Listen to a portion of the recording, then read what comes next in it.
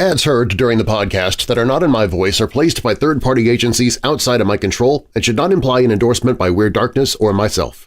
Stories and content in Weird Darkness can be disturbing for some listeners and is intended for mature audiences only. Parental discretion is strongly advised. The serpent's tongue flicked from its scarred lips, its fat brown body coiled in the palmetto, black eyes glinting in the dim light. The forked tongue touched the glass and retreated, touched and retreated, steady as a metronome. Without that flicker of motion, the snake would have been invisible, one more piece of driftwood lost in the shadows, thrown by the branches and wire mesh atop the display. "You ever seen a serpent handler's snake?" the zookeeper said. His cut-up arms bulged from a work shirt emblazoned with the logo of Zoo Atlanta. He passed me twice before he spoke, the two of us alone in the gloom of the reptile house, with nothing but the rustle in the cases for company. "Never have," I said. "That's a cottonmouth, right?" "Sure is," the keeper said. He nodded at a lonely rope divider, meant to hold the public a few feet away from the glass. It was the only such barrier in the building. "That's a Pentecostal snake. You come close, she'll strike at you through the glass and smash her mouth up. She's done that a couple times already, you see. That's why we got the rope. She's an angry snake, Jack." I looked down at the rope divider. The cottonmouth's head tracked my movement. "Where'd she come from?" "Donated," he said. "Came off some Alabama snake handlers. Apparently she bit a few too many. Some people died." He looked down at the heavy brown coils with a beatific smile. "We call her Preacher Killer." I laughed. "She's that mean, huh?" "Not mean, Jack," the zookeeper said. He nodded to me as he left. "Just angry." The cottonmouth's jaws opened in slow, threatening gape. Its gums glowed a ghostly white. Above the open mouth, its eyes glittered, unblinking. I met its gaze for a long time before I walked away. I thought of Preacher Killer now and then in the following months. I knew nothing about serpent handlers at the time, having grown up Jewish in Orthodox neighborhoods in Dallas and Atlanta. But I loved reptiles, and 20 years of experience of turning over logs and scrambling down ravines had taught me a lot about snakes. I'd seen them agitated, made aggressive by fear or territorial instinct. Never anything deeper than that. But if any snake was angry, it was that one. Angry enough to bash her own face in by striking against solid glass, striking at anything that came close, striking from the sheer existential rage of a snake born into a world filled with people. Had she hatched that way, I wondered, or was that anger born in a wooden box, buffeted to life by holy hands? Who were the people who had kept her? What was life like for the Pentecostal serpent? I'm Darren Marlar, and this is Weird Darkness.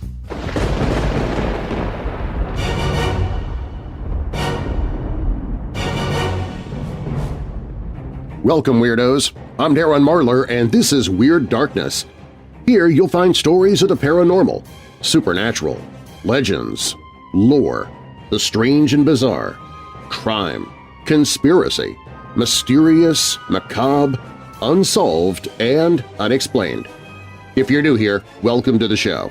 While you're listening, be sure to check out WeirdDarkness.com for merchandise, to visit sponsors you hear about during the show, sign up for my newsletter, enter contests, connect with me on social media, hear other podcasts that I host, listen to free audiobooks I've narrated.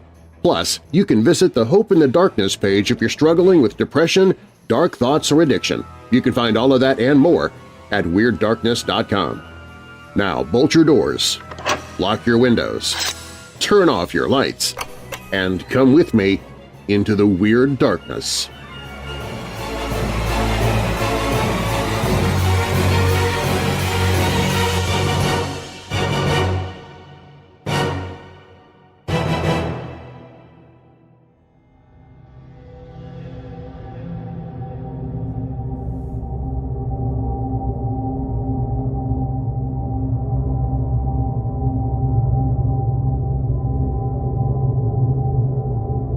The origins of serpent handling lie in the old folk traditions of the Appalachian Mountains, a place where scripture and snakes were in generous supply. But the ritualized handling of snakes attained national prominence in 1910 when a traveling preacher named George Hensley began including it in his sermons. For textual justification, he pointed to the verse Mark 16 verse 18, where handling serpents was listed as one of the signs of those faithful to God. Clearly, Hensley argued, that was a command to take up venomous snakes. Non-venomous snakes are not considered to be serpents. For a time, his contemporaries agreed with him. Appalachia was still caught up in the Great Revival, a wave of holiness and Pentecostal evangelizing that swept across the country and promoted ecstatic, emotionally charged forms of worship. Adherents were compelled by the power of the Holy Spirit to speak in tongues, cast out demons, heal with their hands. Any man could preach if he felt the Spirit. Serpent handling was an escalation, a powerful ritual that drew crowds of believers and skeptics alike. The practice spread quickly, sister congregations popping up like mushrooms across the hills. The snakes themselves were transformed, no longer dangerous vermin or vague symbols of evil, but conduits for the will of God. In a sermon at the height of his powers, Hensley compared serpent handling to other forms of biblical deliverance: Daniel in the lion's den, Jonah in the fish's belly. "But that was before your time," he called to the crowd. "I'll show you something of your time. I'll show you how to handle the rattlesnake, and you'll all know the result of a rattlesnake." But reporters knew the result of a rattlesnake, too. As the dangers of the practice caught up, articles about fatal snake bites appeared in the New York Times, in the Chattanooga News Free Press, in any number of local papers. By 1955, there had been at least 35 confirmed deaths as a result of snake handling. One of them was the 75-year-old Hensley, killed by a 5-foot rattlesnake on a boiling Sunday afternoon in Florida. By then, the holiness and Pentecostal assemblages had disavowed the practice, and every Appalachian state, with the sole exception of West Virginia, had banned it. What had been an exciting new religious practice was cast to the margins of American religious history and left to die.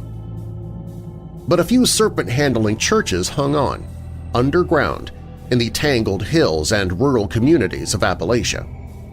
There they developed their own traditions, independent of the wider denominations and often independent of each other.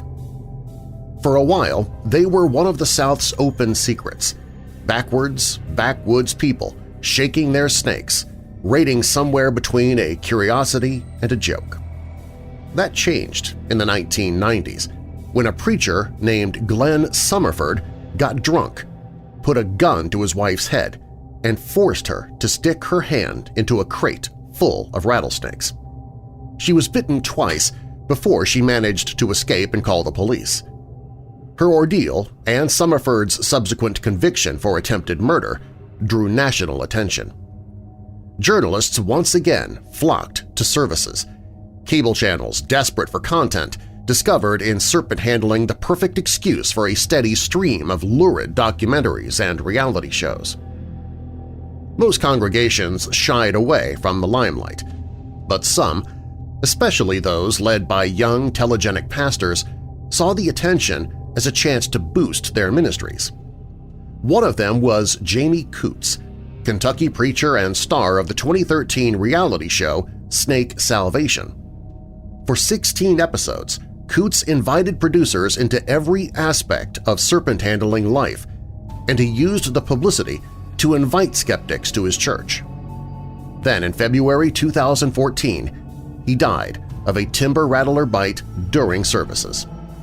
His passing prompted its own wave of sensational coverage, further wrapping serpent handlers in a televised enclosure of strangeness and death.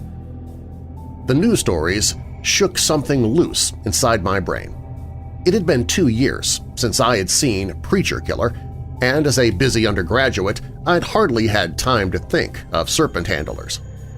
The death of Jamie Coots brought back half-forgotten memories of that angry cottonmouth at a glass case, memories tangled up in snatches of film and hazy imaginings. What little I knew about serpent handlers came from the television, and that information now seemed simple and shallow. I wanted to know why Coots had picked up something he knew could kill him. And at the back of my mind, I wanted to know about the snake. The locus of academic research on serpent handling resides in a tiny, book-choked office at the University of Tennessee at Chattanooga. Broad wooden boxes and the shed, flaking skins of rattlesnakes line the walls. The office belongs to Dr. Ralph Hood, a professor of religious psychology who's been studying the practice since the 1970s. Originally, Hood said serpent handling was academically dismissed, a deviant tradition of a culturally impoverished people. But that's changed over time, as scholars have been more willing to view the practice as unique and interesting in its own right. Hood himself has amassed hundreds of hours of recordings, interviews, and video footage of services, and is on good terms with handlers all across the mountains. But legislative attitudes have not kept pace with academic ones. Serpent handling is still illegal in most southern states, and practicing churches are occasionally raided by police. This is constitutionally tricky, however, so states like Tennessee have recently chosen to pursue serpent handlers for violating laws about wildlife collecting. Officially, the purpose of the ban is to protect people from snake bites. To Hood, that's a flimsy rationalization, meant to hide the fact that Southern legislatures have long viewed the tradition as distasteful. Driving to church is pretty dangerous, he says, but nobody's going to ban cars. The argument that the states are protecting people from a religious activity reveals the bias. We allow all kinds of high-risk activities in the secular world, but serpent handlers are taking a serious risk during a religious ritual, which is something other Christians don't do. No mainstream religion in America does. Secular risks are often brushed off as the choices of consenting adults. But religious risk is not something that American thought has a frame for, and ecstatic worship in general is usually viewed as the province of the poor. It's not hard to see why the larger revival groups in a bid for mainstream acceptance toned down their services and removed the riskier elements. In return, they've reaped the rewards of rich donors and massive congregations. Mainstream Christians, the kind who sit quietly in church, live comfortable middle-class lives, or get elected to state office, would never do anything as outre as dance with a rattlesnake. This suspicion leads state authorities to assume that taking up serpent is, effectively, suicide. In fact, the risks are more complex. 6 types of venomous snakes are found in the South, and serpent-handling churches make use of all of them. There's the copperhead, the color of a dead leaf and shy, the burly eastern diamondback with its ridged scales and chocolate-spangled hide, the tawny timber rattler, lean, yellow, and lethal, the gray-black pygmy rattler, small and rare, the coral snake, smaller and rarer, and of course there is the cottonmouth, fat, hissing, with long fangs and a mouth the color of snow.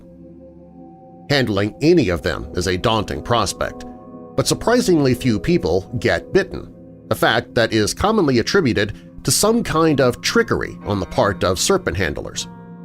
In fact, Hood's research suggests a person's chance of being bitten is fairly low, especially if they only handle occasionally. Venomous snakes are calmer than we give them credit for, he says, and they can become accustomed to being held and thus less likely to bite. Other researchers disagree with this explanation, though, suggesting instead that the common practice of crowding multiple snakes in a single box leaves the animals sick and parasite-ridden, unable to muster up the energy to strike. There is some evidence for this line of thought. A group of snakes confiscated from a church in Tennessee were so sick that Michael Ogle, a curator of hepatology at the Knoxville Zoo, was forced to have them put down rather than risk the rest of the zoo's collection. Hood brushes this off. Yes, he says, some of the snakes are sick, but most of them are freshly caught before every service and are released soon afterward. Handling sick snakes would be like handling non-venomous snakes, and that would defeat the purpose. The point is to have enough faith in God to take up something wild, untamed, and unpredictable. That unpredictability, however, is the root of the danger. However acclimated to humans a snake might be, it's never truly tame. The more often a person handles, the greater their chance for a bite. Bites aren't necessarily fatal.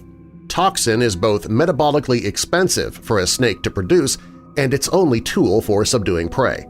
So snakes often give dry bites, warning nips that inject none of their precious venom. A full bite from some vipers, like the copperhead, is easily survivable. Contrary to popular belief, though, it's impossible to become immune to snake venom. Instead, successive bites often lead to worsening allergic reactions. Hensley claimed to have been bitten more than 400 times before he died. Coots was bitten 8 times before he received the killing strike. Handling snakes is not a death sentence, but any handling could be your last. Practitioners are well aware of this. There's a constant repetition in recorded interviews. Don't take up a serpent if you don't feel the spirit. Don't handle for show. There's death in that box, boy, and you open it at your peril. At the same time, they embrace the risk. Life and death rest entirely in God's hands, they believe, and whatever happens while handling is His will. Sometimes He holds back the snake. Sometimes He calls them to heaven. It's not something they expect the rest of the world to understand. It's difficult getting invited to a serpent-handling church these days.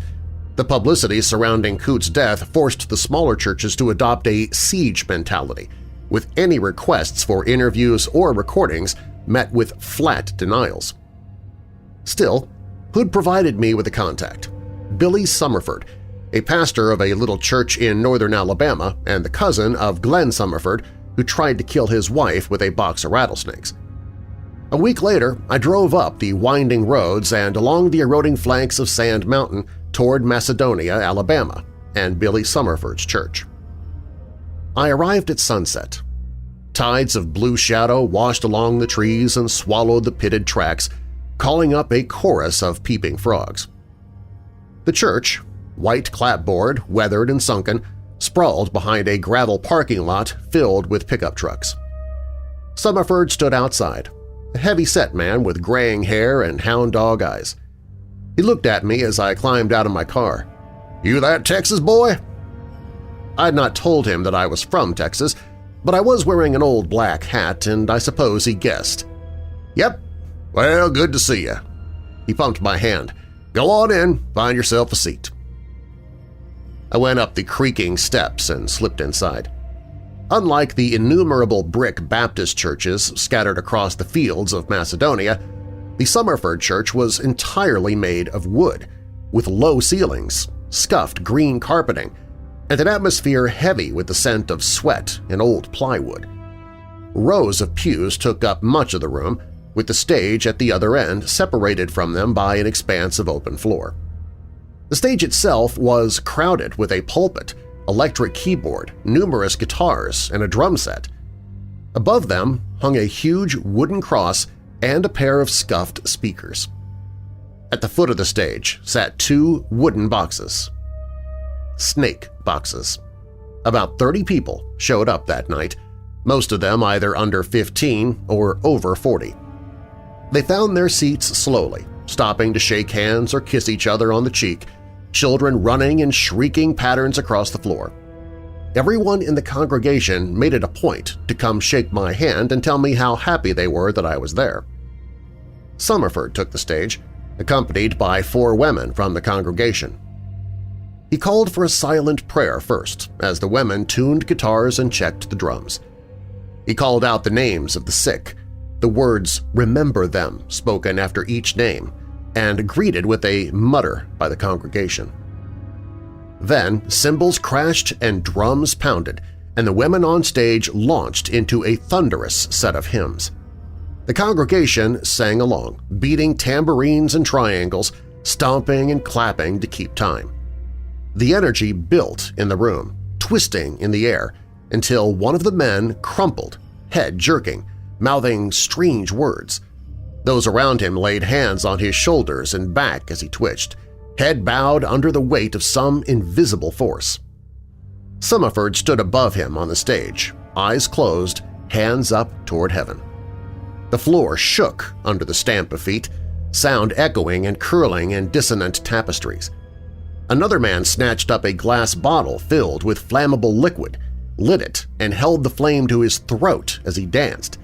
"Jesus!" he shouted. The flame danced in and out, licking his throat. "Jesus!" Then the music died down. The flame was blown out, the bottle replaced. The snake boxes remained untouched.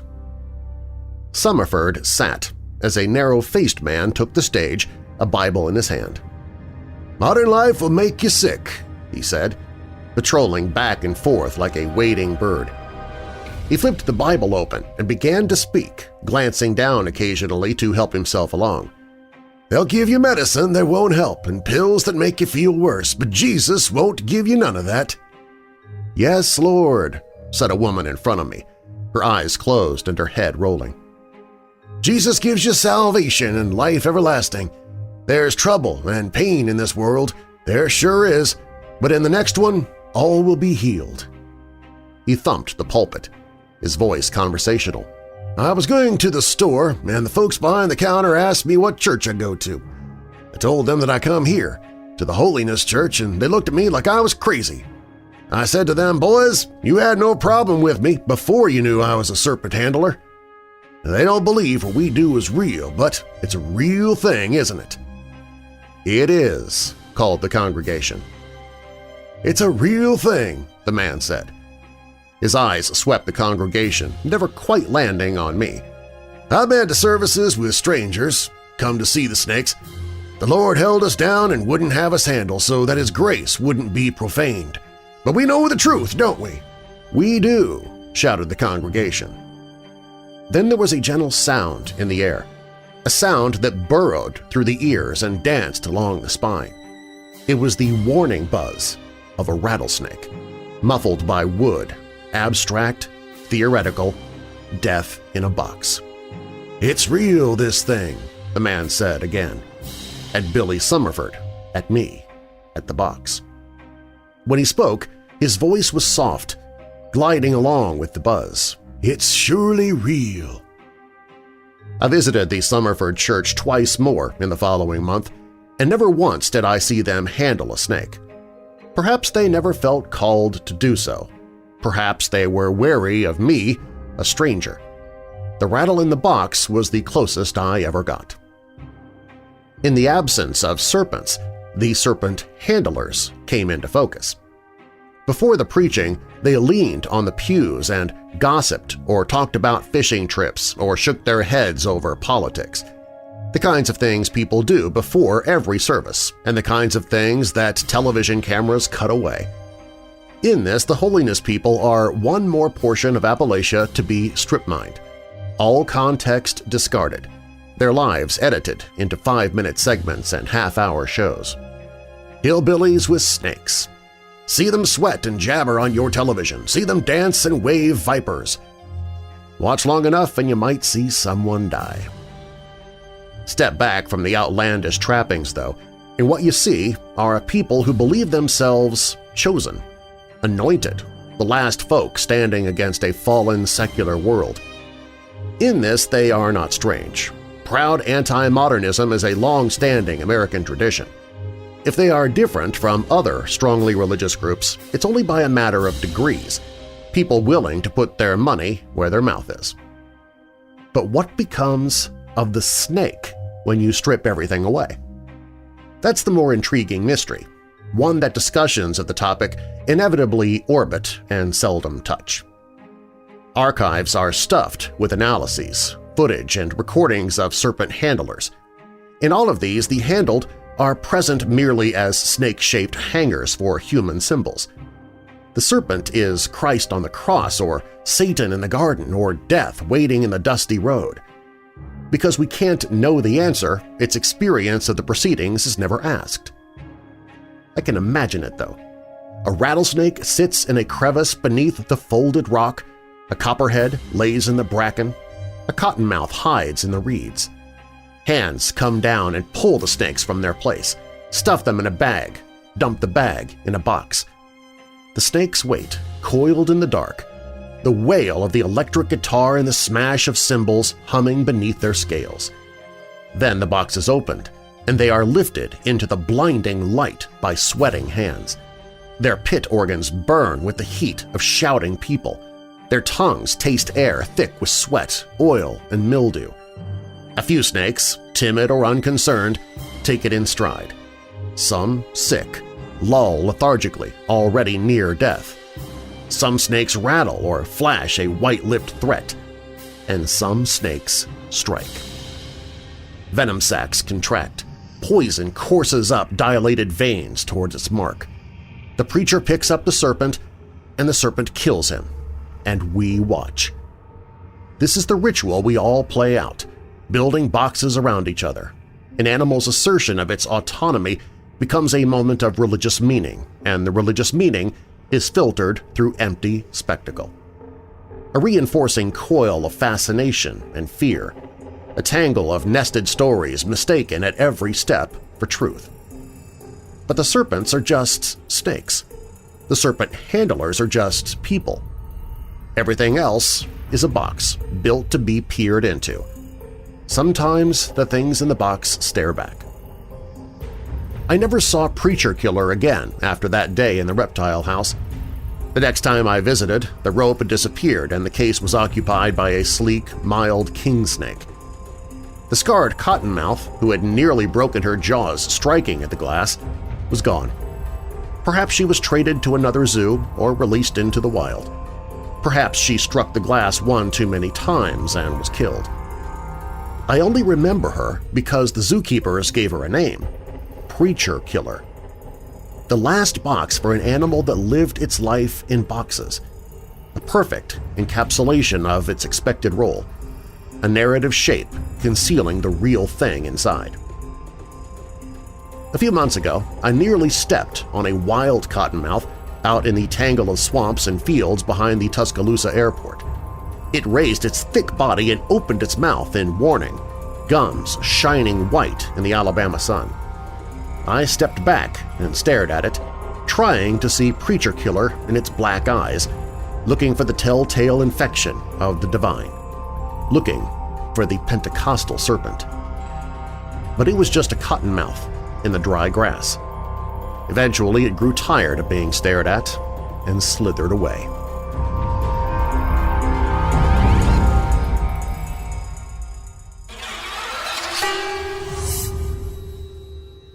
Up next, can you be taunted and haunted by spirits via the World Wide Web? Also, we'll look at the scary reality of Anterograde amnesia, and we'll wander the campus of Central Michigan University in search of spooks and specters, which apparently are not hard to find there. These stories when Weird Darkness returns.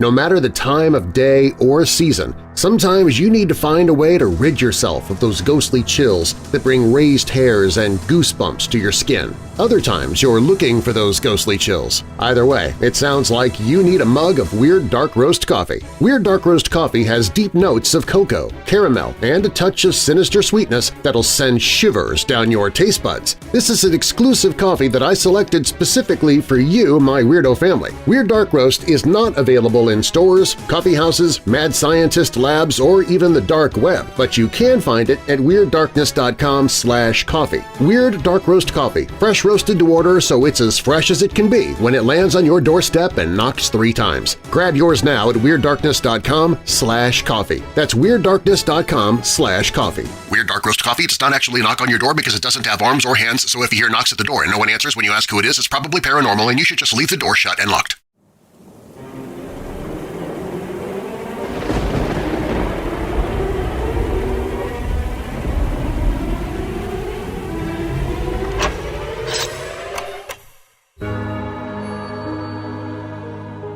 Do you believe that a spirit can haunt a person via the internet? If I were asked that question before January of 2006, I would have probably smirked and answered impossible. What happened to me may just be a case of spirit conjured up by thought, not necessarily a haunting by computer. Either way, though, the medium at hand was the internet. I've always been a believer in the paranormal, despite never having had an outstanding encounter. I love to roam around the net, browsing the plethora of paranormal sites, relishing the many spine-tingling stories of ghostly experiences. This chilly winter day was different than no other, except that I took a look at some sites devoted to ghost towns and abandoned mines. I came across the site for the Bureau of Land Management that gives statistics on abandoned mines, as well as safety reminders for those who are out exploring. There's also a section devoted to the unfortunate souls who failed to heed the warnings posted at the entrances to dangerous mines. There were a few stories that were particularly shocking, but the one that really bothered me was about a man who had fallen down a shaft that was about 8 stories high. When his remains were found some time later, the medical examiner stated that the man more than likely survived the fall with nothing more than a broken leg. What killed him was a self-inflicted gunshot wound to the head. This person was a well-prepared explorer who packed plenty of survival gear, including a gun. I began to imagine very vividly the man at the bottom of this mine shaft in complete darkness, in complete agony. His pain, both emotional and physical, must have been unbearable. As the hours passed and his anxiety escalated, he began to accept that he was too far out in the terrain for someone to come by. The chance of rescue was nil. He began having thoughts about his family, his life. I could picture the man completely breaking down and sobbing, knowing that there was only one way to end his suffering. I felt so saddened and wondered to myself what I would have done. I immersed myself in these feelings of terror and hopelessness for some time, so much so that I began to feel a sickening feeling in my body. Although I was shocked and moved by this tragic story, I proceeded on to another site. That's when the lamp on the desk next to me began flickering, making a buzzing noise that sounded like an electrical surge. I figured the bulb was just loose, so I checked it and found out that wasn't the case. At that point, my stomach dropped to my knees when I began to feel the presence of someone or something around me. I sat back down and carried on, not wanting to tip off my visitor that I was aware of what was going on. The lamp flickered again. I ignored it. A short time later, I went into the bathroom when the light in the ceiling did the same strange flickering as the lamp. At this point, I became frightened and bolted.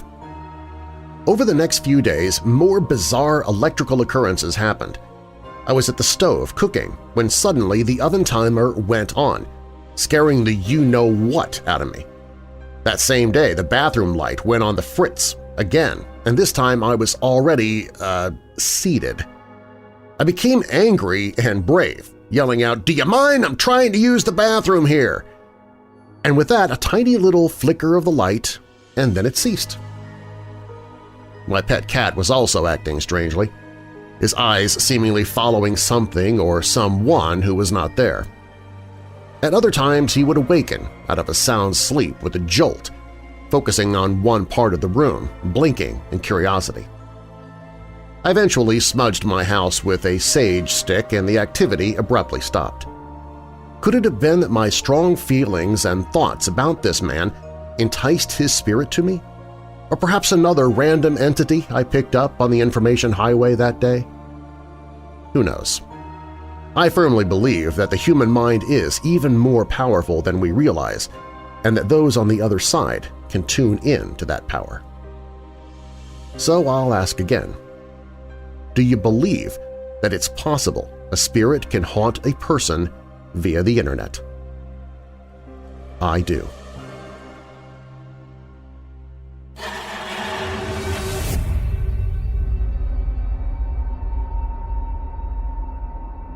year and a half ago, Caitlin Little, a sophomore at Southeast Guilford High School in Greensboro, North Carolina, suffered a concussion during a cross-country practice which left her with a rare form of amnesia. All of her new memories are erased each night, so every morning she wakes up thinking that it's October 2017. Caitlin's case sounds a lot like the plot of the hit romantic comedy 50 First Dates, in which Drew Barrymore's character was involved in a serious car accident which left her unable to create new memories after that terrible event, causing her to wake up every morning thinking it was the day of the accident. In 2004, when 50 First Dates came out, the amnesia Barrymore's character was suffering from was nothing more than a fictional condition called Goldberg's syndrome, and one clinical neuropsychologist even wrote an article about it, claiming that it bears no relation to any known neurological or psychiatric condition. However, several real-life cases of short-term memory resetting have been reported since then, and today that once fictional condition is a medically recognized disorder known as Anterograde amnesia. It's been 17 months since Caitlin Little suffered a concussion during a high school cross-country practice, but to the 16-year-old, it literally feels like yesterday.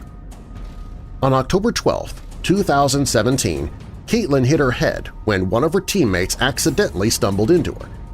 At the time, both the girls' coaches and a neurologist thought it was a severe concussion, the effects of which would pass in a matter of weeks. But time went by, and Caitlin did not display the usual progress. She still hasn't. So every day, her parents have to wake her up gently, tell her what day it is, and explain that she hit her head 2 years ago. I'm always afraid that she is going to jump out of bed and tell me it's wrong and it can't be, and why am I lying to her? So I'm always very hesitant every day when I do it. But it's my job. I have to tell her, Caitlin's father told My Fox Channel 8. Luckily, the most she's ever done after hearing about her condition is act very surprised or question, how can that be? When she does that, her father asks her to read a journal by her bedside, which contains notes about what's happened since her accident, and if she has any questions, to come see him after 15 or 20 minutes. Caitlin's Anterograde amnesia has made schooling very difficult because her memory cannot retain all the information she learns every day. She can't even remember her teacher's name, so she has to have it written on her binder. Her special education teacher, Tracy Helms, says that every morning Caitlin acts like they're meeting for the first time. I come in and meet her and she doesn't know who I am. Every day, she doesn't know where her seat is in this class. She doesn't know who her teacher is, Helms told WTKR. Every day is fresh and new to her, just like it's never been seen before. Despite numerous visits to several doctors, no one has been able to find a solution to her condition. So, Caitlin's memory continues to reset every night as she sleeps. Her current treatment reportedly costs $1,000 per day, and since neither of her parents are working right now, the bills are racking up fast. Luckily, the family has received financial support through crowdfunding on GoFundMe after Caitlin's case became the subject of a documentary series on My Fox 8 called Caitlin Can't Remember, and I will post a link to that GoFundMe in the show notes. Caitlin's family is hopeful that one day a switch will flip back on in her brain and she'll once again be able to retain new memories. But in the meantime, the teen has learned to cope with her rare amnesia. I have to be very organized, she said, so I have lots of Post-it notes that say, hey, let's do this, or this is new, or things to help me out. So it's not as hard as I'd imagine it would be without them.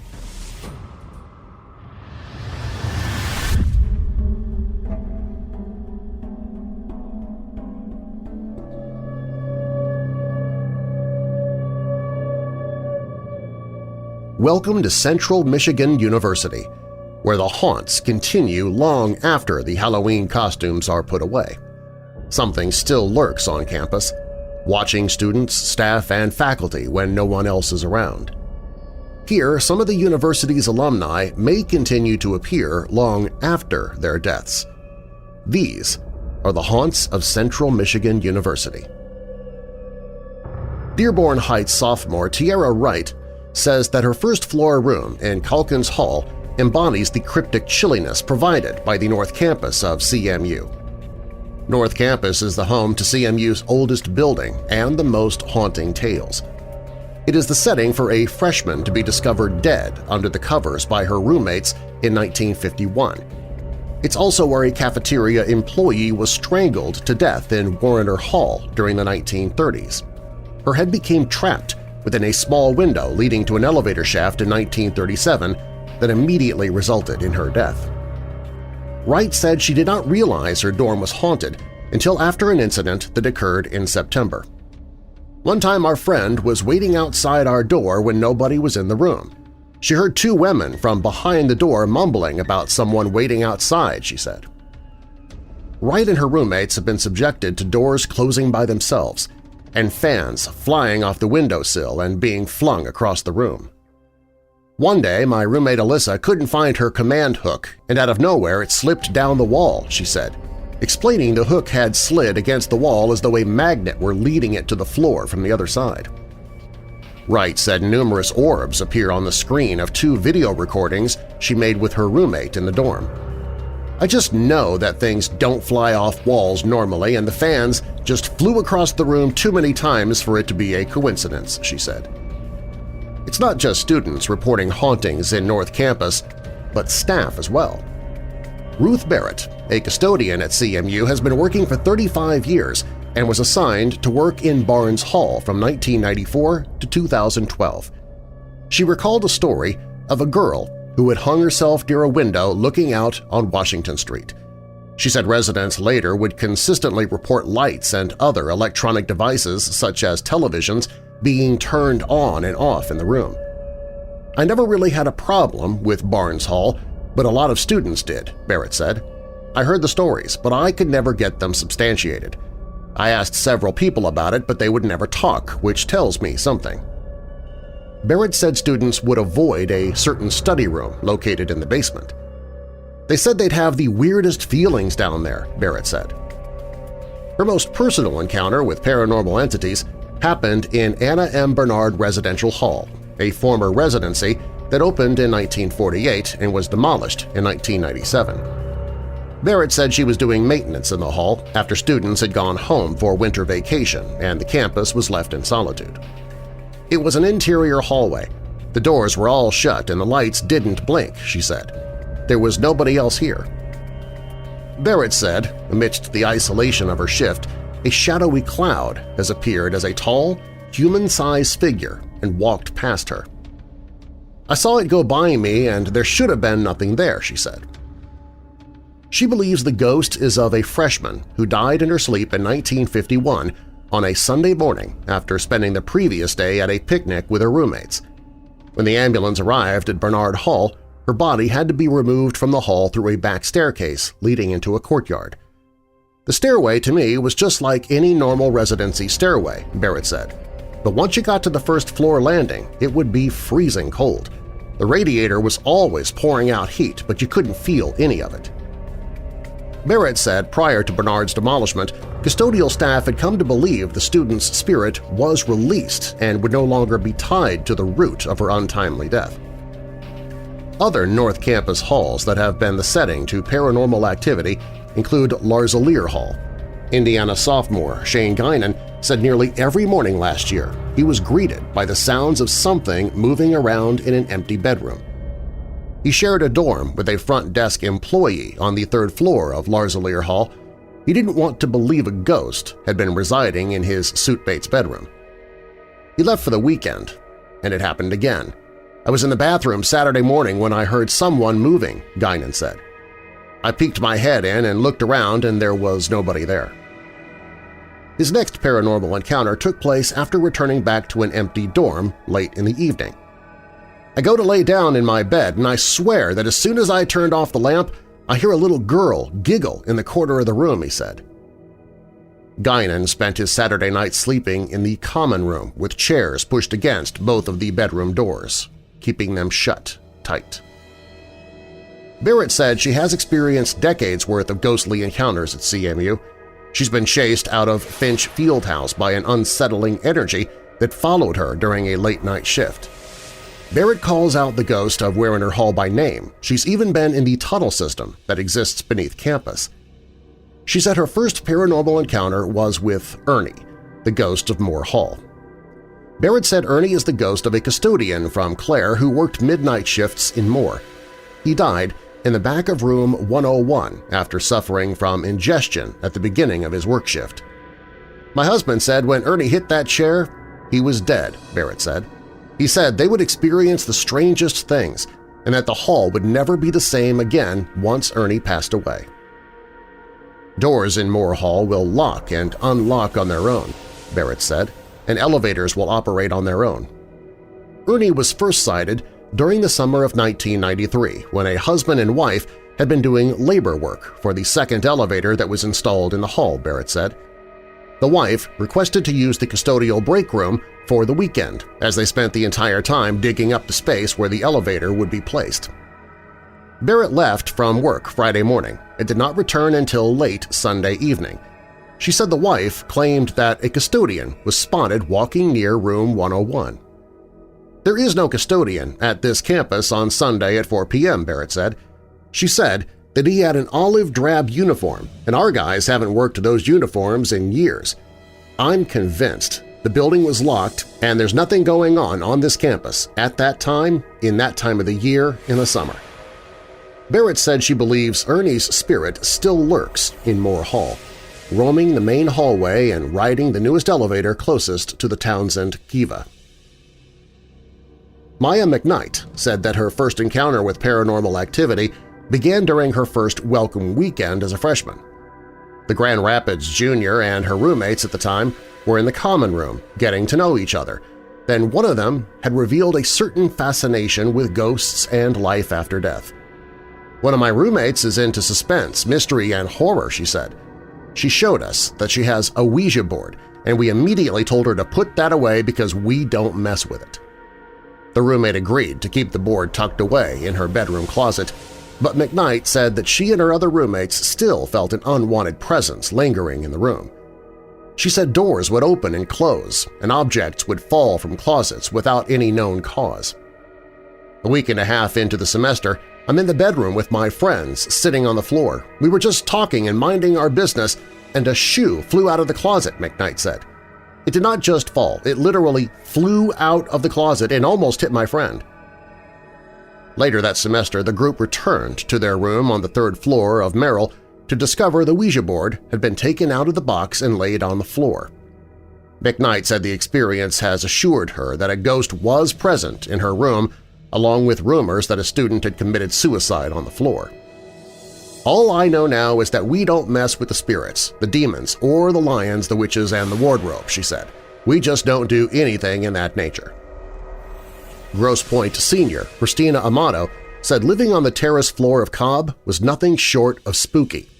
She said the basement-like space was more quiet and isolating than the floors above, making the possibility of her freshman dorm room being haunted all the more likely.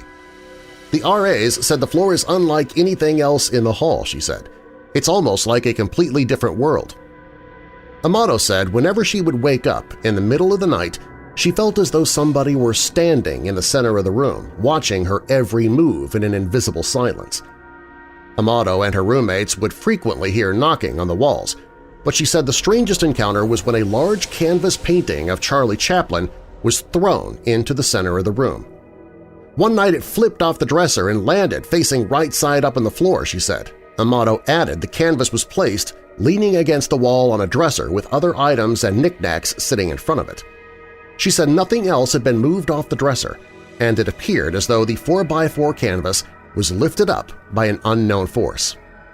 We ran out of the room, Amato said. My roommates and I were literally too scared to sleep, so we left all of our lights on overnight.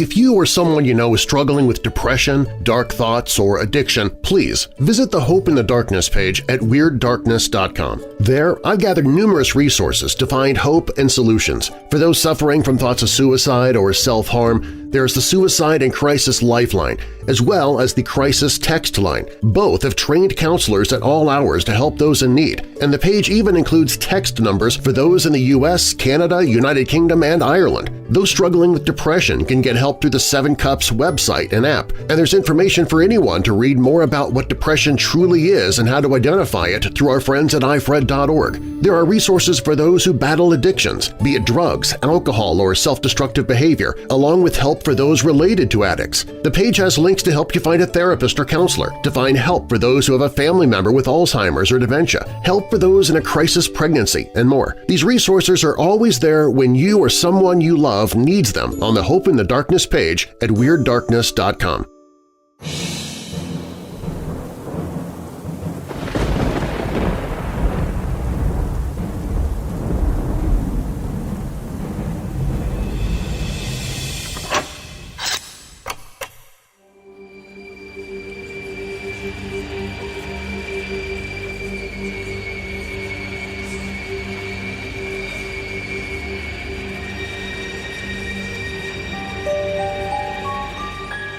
On May 28, 1903, a very strange man died in St. Louis.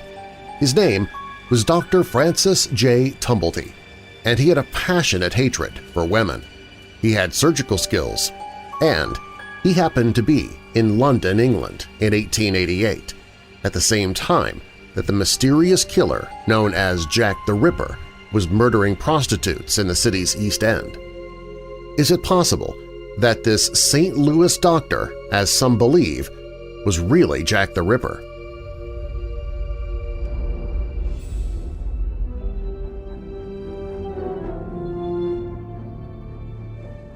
In the year 1888, the city of London, England was terrorized by a killer who called himself Jack the Ripper.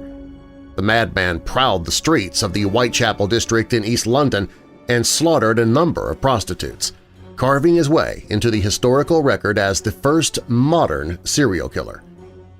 As the years have passed, the Ripper has held the morbid curiosity of professional and amateur sleuths, armchair detectives, and crime buffs alike. Having eluded capture in the 1880s, his identity has been debated ever since, and scores of suspects have emerged, with a number of Americans among them. Many St. Louisans have been surprised over the years to find that one of the suspects lived in St. Louis and died there 15 years after the murders in London stopped. Suspicion by police officials that Dr. Francis J. Tumblety may have been Jack the Ripper came about in 1913, years after the murder took place. Inspector John Littlechild, head of the Special Branch in England, surmised that Tumblety might have been the killer. As he told a journalist, his feelings toward women were remarkable and bitter in the extreme, a fact on record. Tumblety was arrested at the time of the murders in connection with unnatural offenses and charged at Marlborough Street, remanded on bail, jumped his bail, and got away to Bologna. He shortly left Bologna and was never heard of afterward. It is believed that he committed suicide, but at that time the Ripper murders came to an end. And while not all of Inspector Littlechild's facts were correct, he did make an interesting case toward the American doctor being the fiendish killer. Francis J. Tumblety was born in Canada in 1833 and moved with his family to Rochester, New York at a very young age. Although uneducated, he was a clever man and became wealthy and successful as a homeopath and a mixer of patent medicines. There's no record as to whether these snake oil cures worked or not, but it is certain that Tumblety had no medical degree. He did claim to possess Indian and Oriental secrets of healing, and he was described as charming and handsome, so it's not surprising that he made quite a bit of money in this questionable field.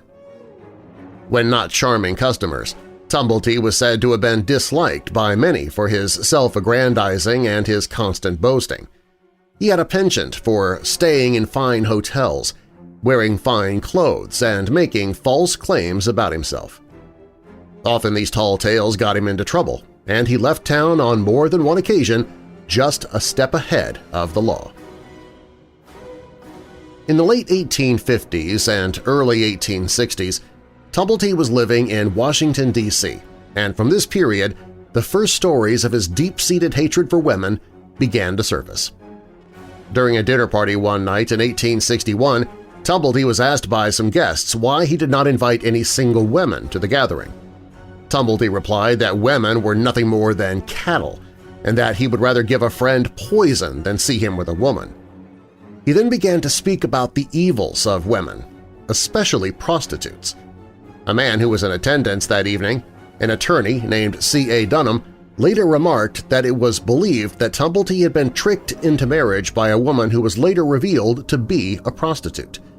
This was thought to have sparked his hatred of women, but none of the guests had any idea just how far the feelings of animosity went until Tumblety offered to show them his collection. He led his guests into a back study of the house, where he kept his anatomical museum. Here they were shown row after row of jars containing women's uteruses. In 1863, Tumblety came to St. Louis for the first time and took rooms at the Lindell Hotel. As he recounted in his letters, his flamboyant ways did not appeal to those in St. Louis, and he claimed to have been arrested in both the city and in Carondelet, an independent city at that time, for putting on airs and being caught in quasi-military dress. His biggest flaw in those troubled times in St. Louis was his apparent Southern sympathies.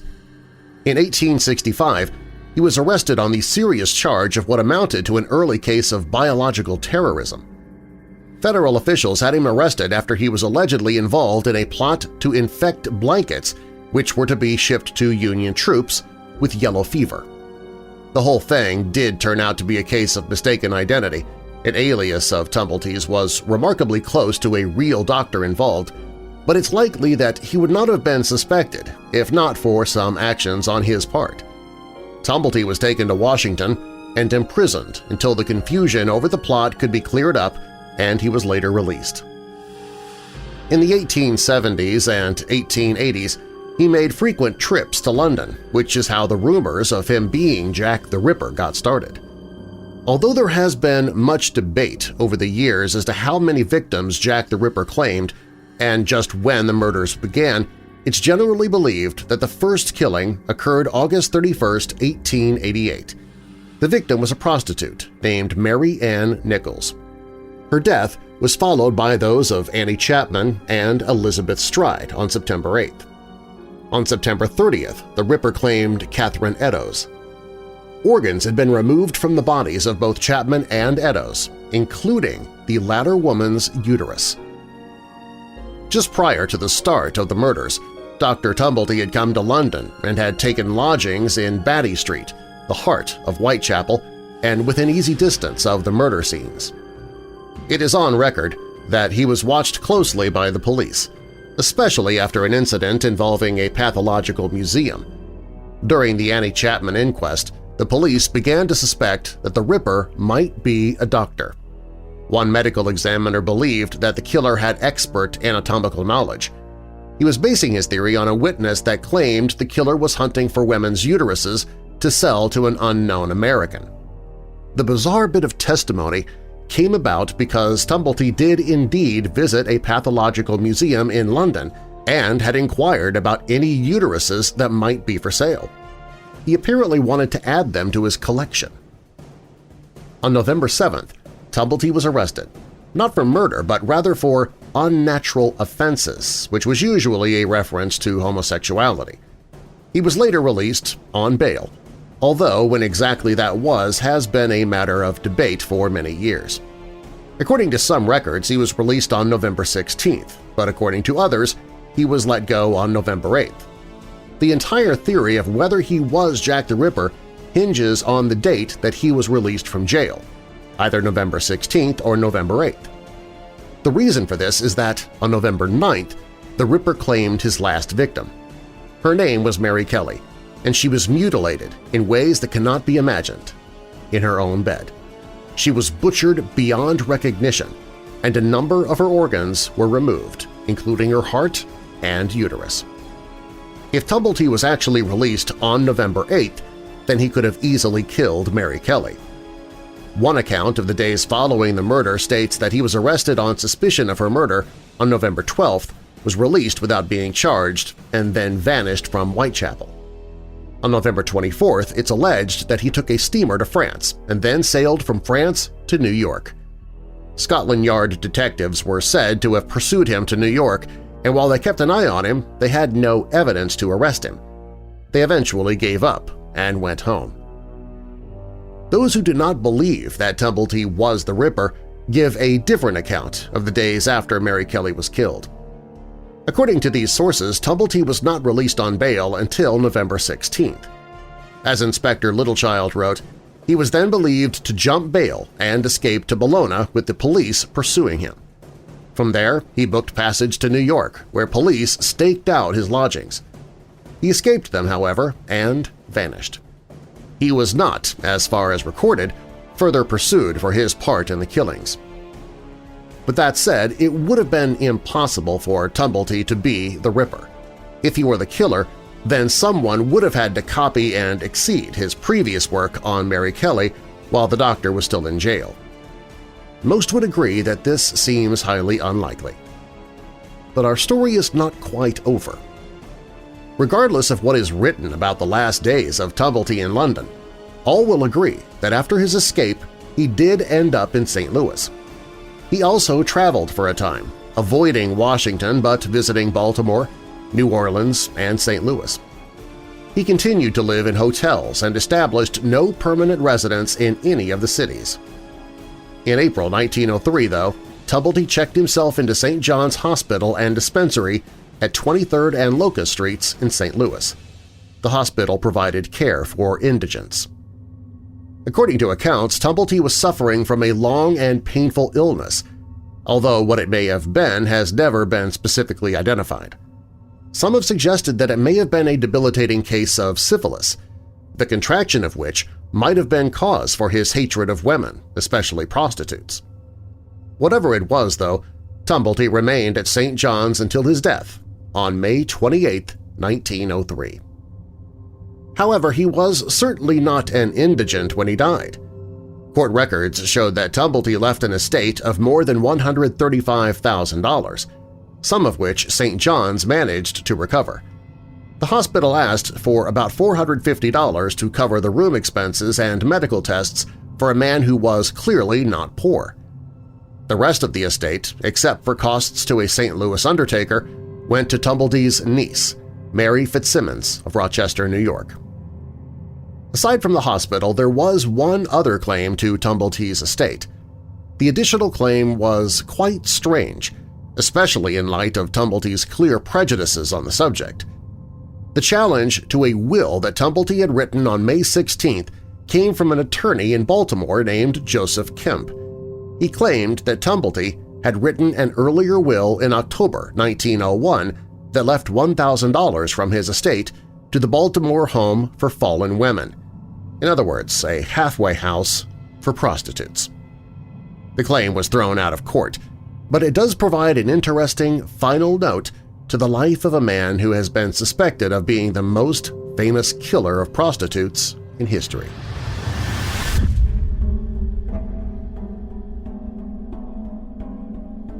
Up next, a young child is told not to be sad when her grandfather passes away, before anyone knew he had died. And some very strange things have been taking place on Bradshaw Ranch in Sedona, Arizona. These stories and more when Weird Darkness returns.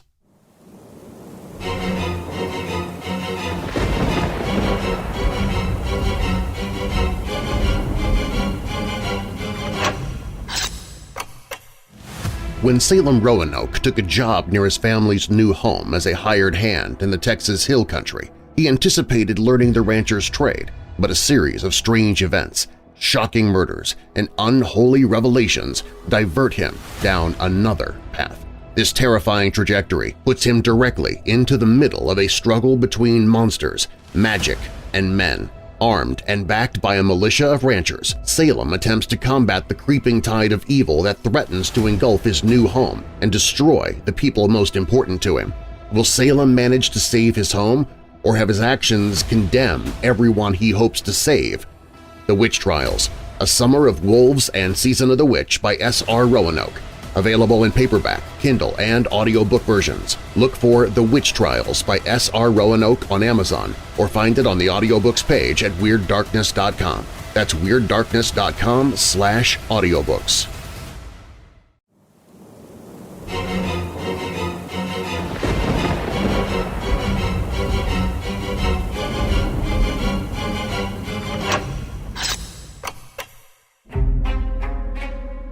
One of the most popular destinations in the state of Arizona is the town of Sedona, which over the years has accrued a reputation as quite the mecca for New Agers and paranormal researchers from all over the country, as well as droves of tourists every year. Arizona, and in particular this area, is rather well known for a high concentration of UFO sightings and for the mysterious energy vortices said to dot the landscape here, where Earth energies crackle and which are believed to confer all manners of health benefits, as well as said to aid in meditation and self-reflection. It's largely because of these alleged magical vortices that a bustling business of spiritual healing tours and metaphysical medicine outfits have sprung up here. And one can already see that Sedona is already a rather strange and unique place in an already rather unique and strange state. However, Sedona is also the home to a very unusual patch of land where there have long been reported all manner of high strangeness, from UFOs to ghosts to dinosaurs and more. Go off the beaten path for a while, off down a remote, unpaved, rough dirt road just 12 miles outside Sedona in the Verde Valley, and you'll be met with the sight of a rather large, abandoned ranch, now inaccessible and blocked off by intimidating gates plastered with signs from the U.S. Forest Service warning away trespassers.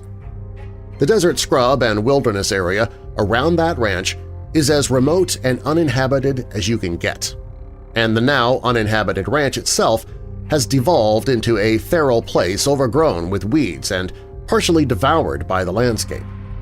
It was obviously once an expansive and successful ranch. So what is this place, and why is it just sitting out there, forgotten to be slowly reclaimed by the ravenous wilderness around it? For that, we have to go back to the beginning, back to 1945. It was in 1945 that a Hollywood stuntman and actor named Bob Bradshaw moved out to the Sedona area, where he opened a modest business in the form of a photography shop. With his Hollywood connections, Bradshaw also had a hand in many of the westerns that were en vogue at the time and which favored the deserts and canyons of the area for sets, with over 50 full-length features made in this vicinity over the years, and which helped to revitalize the area. With his newfound influx of cash and good standing among the locals, in 1960 Bradshaw purchased a 140-acre parcel of land out in the Verde Valley at a place that was then known as Bitter Creek, and this ranch and its old adobe houses would also go on to become a popular place to shoot movies, such as the 1967 Elvis Presley film Stay Away Joe and others. In the 1990s, Bradshaw's son, John Bradshaw, turned the land into a more functional, actually working ranch, and it also became popular as a recreation spot for camping, horseback riding, and other outdoor activities. At the time, this was a secluded place of natural beauty, with a veneer of Hollywood laid over it, but things would begin to take a turn for the strange beginning in 1992, when a series of escalating, strange phenomena began to creep across the ranch. It supposedly began with John Bradshaw's wife, Linda, who claimed to begin seeing mysterious orbs of light in the sky over the ranch, as well as sudden bright flashes with no discernible cause and streaking mystery lights. This was perhaps to be expected because the region was already long known as a hotspot for UFO sightings, but things would escalate quickly and further branch out into the weird. As if UFOs and anomalous lights in the sky were not odd enough, Linda claimed that odd comets would move across the property, shooting beams of light, and that the place was crawling with barely glimpsed shadow people and other entities. He and her son would also claim to have had a rather far-out encounter with actual aliens on the property, which she would see outside of her window one evening and described it thus. Strolling past the window were 4 short-statured aliens wearing tight-fitting one-piece uniforms of a light tan color.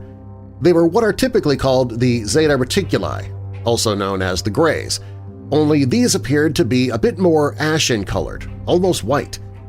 Once the beings were out of sight and the witnesses recomposed themselves, the 3 of them jumped into their car and sped to the house where I was sleeping. I remember so vividly how my son vigorously shook my arm to wake me up. I could still hear the trepidation in his voice as he said, "Mom, wake up, they're here!" I raised up and said, "Who's here?" He exclaimed, "The aliens, Mom!" The next day, she allegedly went out to investigate the area where the entities had been seen and found tiny footprints in the ground, which they took video footage of. On top of the aliens, there were also sightings made of large, hairy, Bigfoot-like creatures on the property. In particular, one Linda nicknamed Big Girl, which was seen frequently, and other less discernible creatures.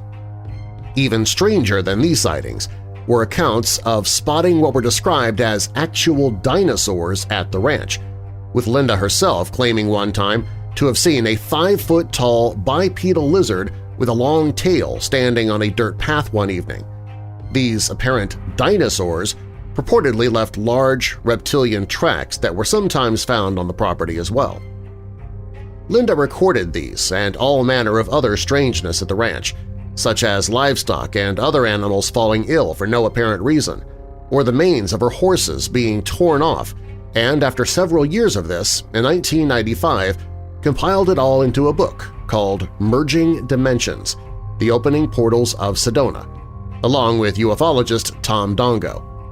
The book also features numerous photos that were captured at the ranch, with many of the strange phenomena not seen until the camera film was developed.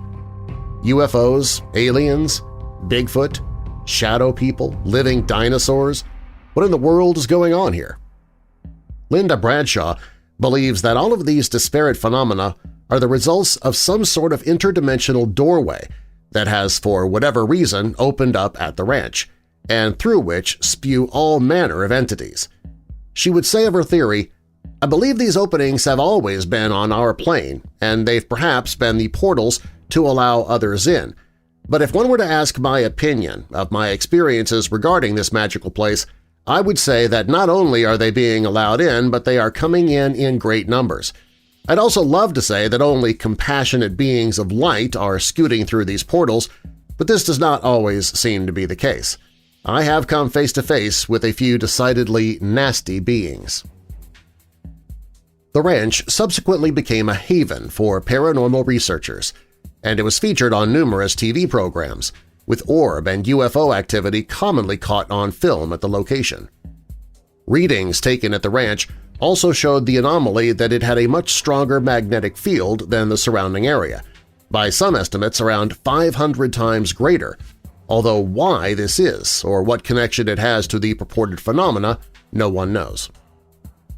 In May 2003, the mystery was deepened and conspiracy theories were spawned when the U.S. government suddenly and without explanation purchased the ranch and quickly had it locked off from the rest of the world. Locals claimed that there were frequently military personnel seen around the area, and in addition to the signs keeping people out were also armed guards said to patrol the area and turn people away in no uncertain terms. Unverified reports exist of hikers being confronted and turned away by heavily armed guards with no visible identification or insignia, or even more ominously chased off the property by either guards or all-terrain vehicles that are all black with no noticeable markings. Dongo said of this in his book Mysterious Sedona, "A machine gun, usually an M16 or in some cases semi-automatic pistols, is then leveled at the hikers. By the tone of the voice of the soldiers, the hikers left with no doubt that he will be shot on the spot if he does not turn around, retrace his steps, and rapidly leave the area. Those looking for hard evidence of these claims won't find it. There are plenty of stories of suspicious activity, missing persons and aliens and UFOs spotted in conjunction with soldiers, but no substantiated evidence exists to prove these theories. Military activity in the area could very well be routine training exercises, and those hikers asked to turn around may be done for their own safety. It seems odd for this to be the case with just a ranch out in the middle of nowhere. So why is this? Well, that depends on who you ask. For some, it is because the U.S. Forest Service is looking to preserve valuable Native American archaeological sites in the area. But of course, considering all of the strange phenomena reported from here and the rumors of portals and vortices, there are others who think that the government confiscated the land in order to cover it all up. It's hard to say just what is going on with all of this, but Bradshaw Ranch has continued to be a hotspot for the paranormal nevertheless, with hikers and tours that skirt the property often coming back with myriad tales of the weird. A very strange experience supposedly happened during the filming of a 2013 episode of Discovery Channel's show Uncovering Aliens, with this episode focused on the ranch. According to the report, at some point a man named Stephen Jones wandered away from the crew and onto the actual property of the ranch. When he returned, half an hour later, he was apparently in a daze, and he claimed that he had heard disembodied voices all around him and that he had missing time, and making it all the more bizarre was that his watch had reportedly stopped working. This was not put in the final episode, but it probably should have been. So what happened to him out there? No one knows, and it just adds to the rest of the lore on this very strange location. What's going on at Bradshaw Ranch? Is this all just kooky conspiracy tales, tall tales and fiction? If any of it is real, then is it as Linda Bradshaw says? And there is perhaps some sort of interdimensional phenomenon at work here. If so, why does it congregate to this one place? It's interesting to note the extremely wide range of different types of phenomena reported from here. Orbs, spook lights, UFOs, Bigfoot, aliens, dinosaurs, and others, all of them coexisting in this one patch of high strangeness, gravitating to this place for inscrutable reasons. Why should that be? Also worthy of note is that although the ranch has been there for years, before Bradshaw ever came along, why is it that the disturbances did not begin until 1992? What activated it, if any of it even exists at all? Why did the government buy up the land and then prohibit access? Whether this is all urban legend, conspiracies, interdimensional portals, or something even stranger, Bradshaw Ranch certainly inhabits its own little corner of the strange in a state already steeped in the bizarre.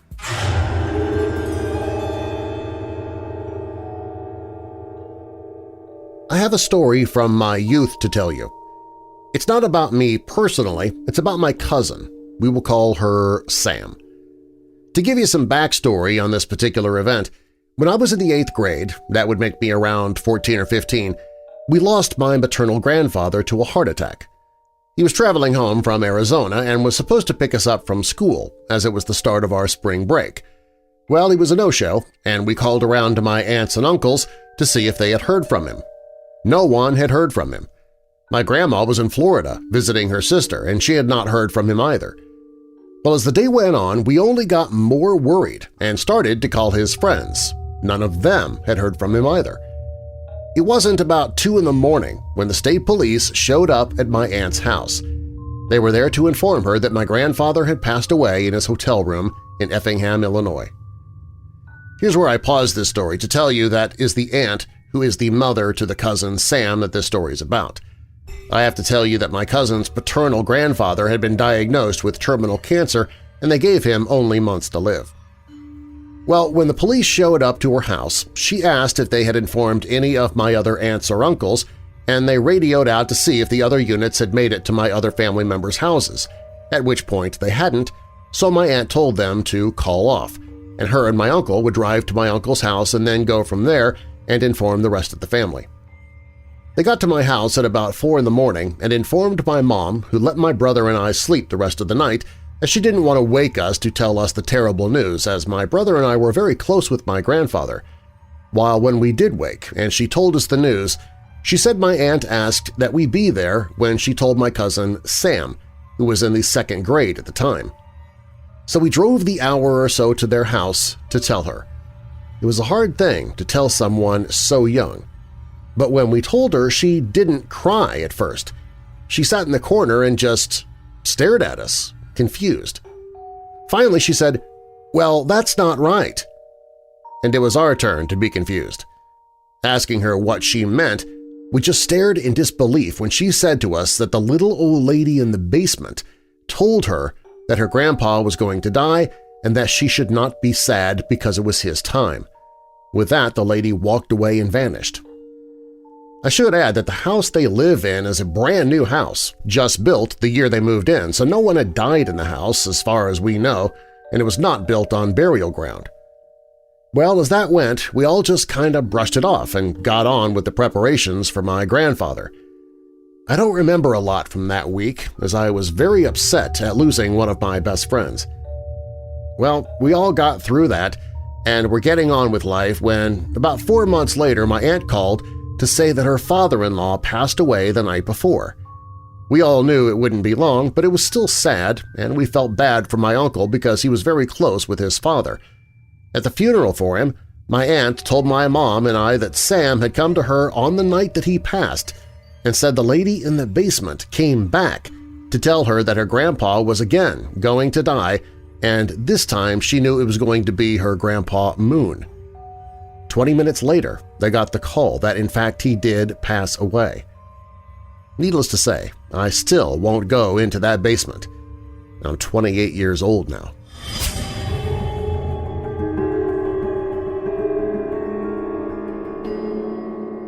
When Weird Darkness returns, the creepy case of Theo Durrant, better known in San Francisco as the Demon of the Belfry. Plus, in 1989, a man anonymously claimed that he had worked at Area 51 with alien technology, and now people are finally starting to believe him. These stories are up next.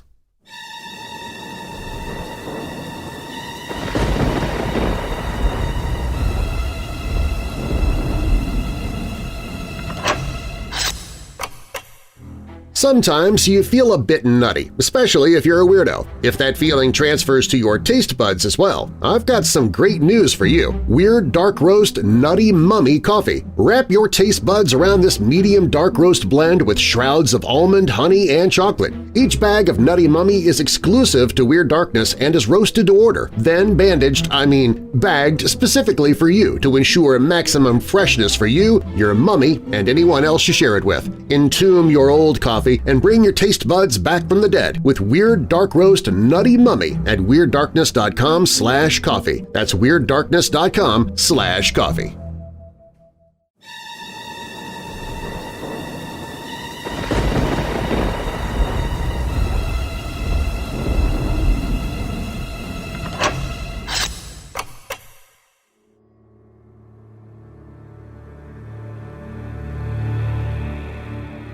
Years ago, on May 15th, KLAS-TV's 5 p.m. newscast aired a live interview with an anonymous man who made some extraordinary claims.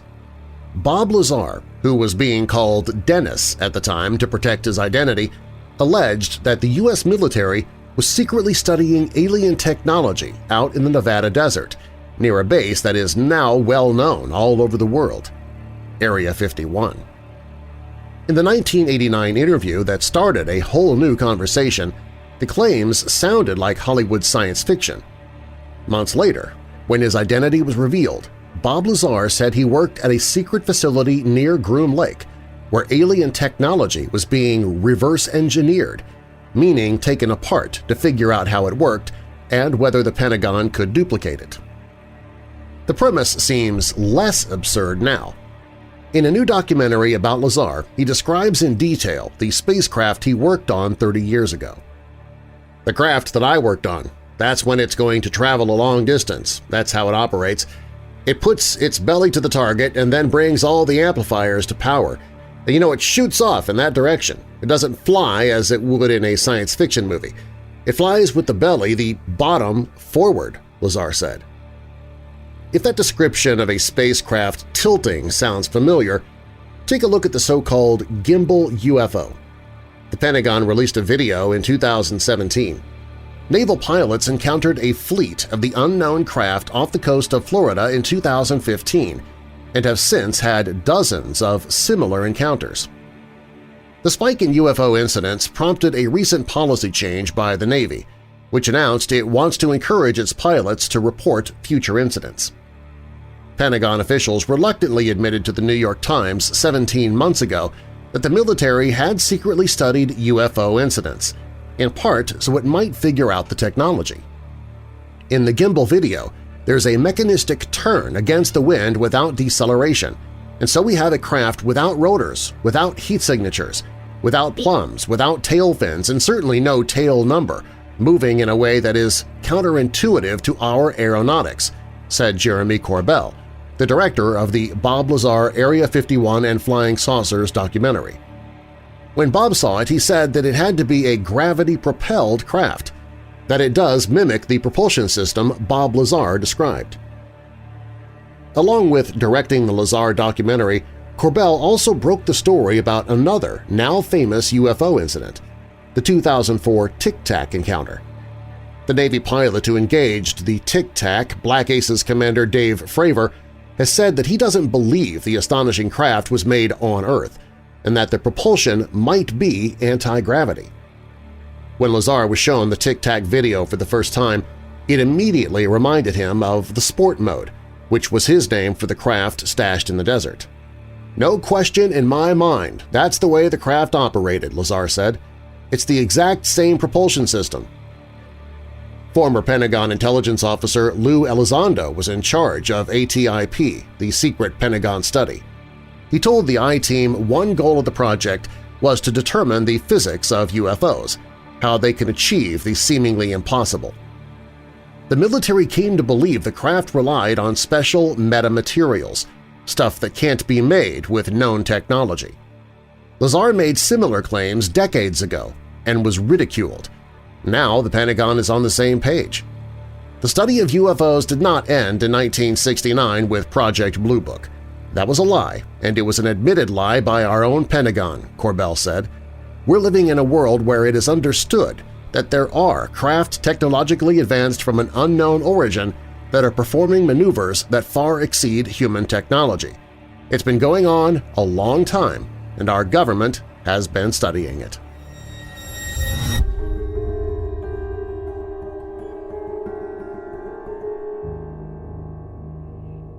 Although William Henry Theodore Durrant was called Theo by his friends, the handsome and well-liked Sunday school superintendent soon earned a more sinister nickname, the Demon of the Belfry.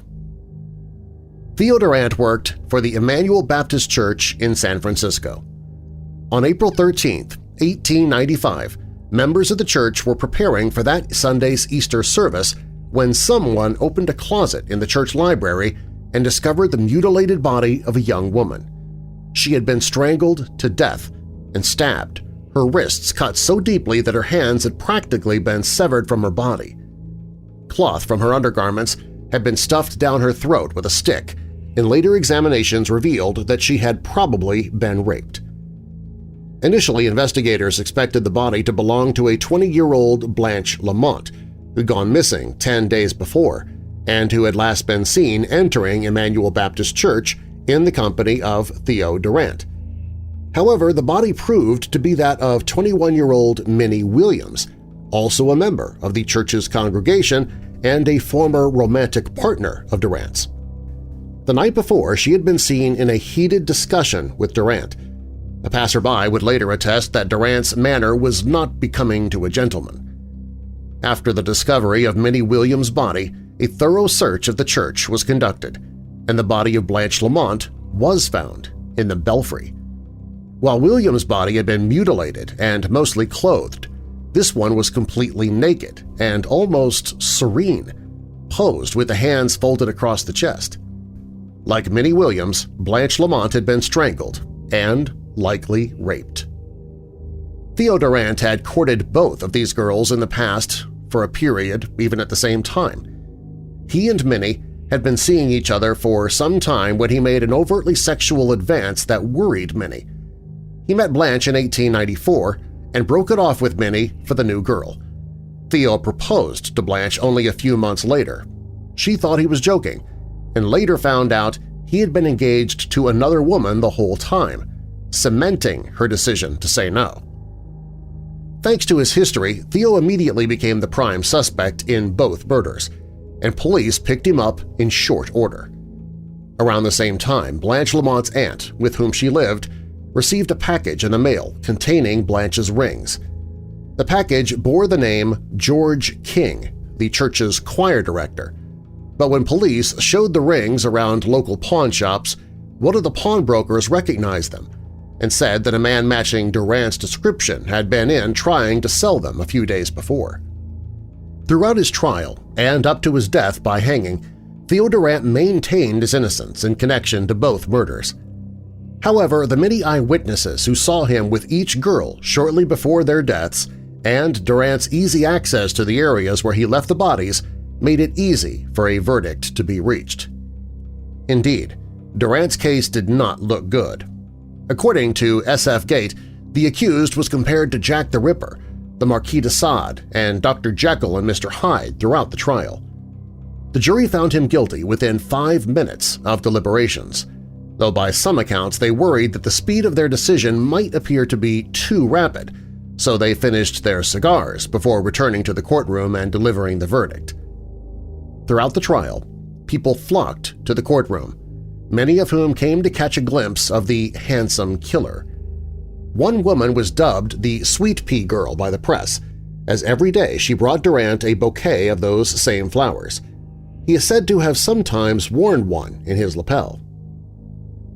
During the trial and its aftermath, a number of salacious stories surfaced relating to Durrant's dark side, though whether they are true or not remains unknown. Some claimed that he frequented the brothels on Commercial Street, where, according to one account, he once brought a pigeon or a chicken and slit its throat during sex, letting the blood run over his and the sex workers' bodies. Such acts certainly sound like the work of a demon of the Belfry. Whether they are true or simply lurid exaggerations in the face of real-life brutality may never be known.